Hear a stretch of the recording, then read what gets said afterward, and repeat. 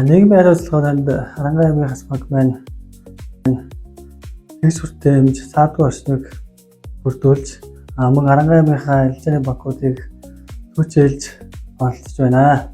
Дотор талынхаа ариун цэврүүрийг яг хөгжлийн бэрхшээлд дэргэд зориулж хийсэн байгаа.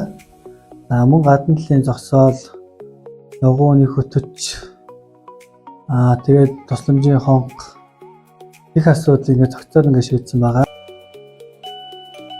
Хөгжлийн бэрхшээлтэй хүний хүслийн төв мөн Арангаа аймгийн хотын газартай хамтарсан тэгш хүртээмж хэлэлцүүлгийн хүрээнд манай банк өгсөн албан үүрэг даалгаврын дагуу ажлуудаа хийж гүйцэтгэлээ.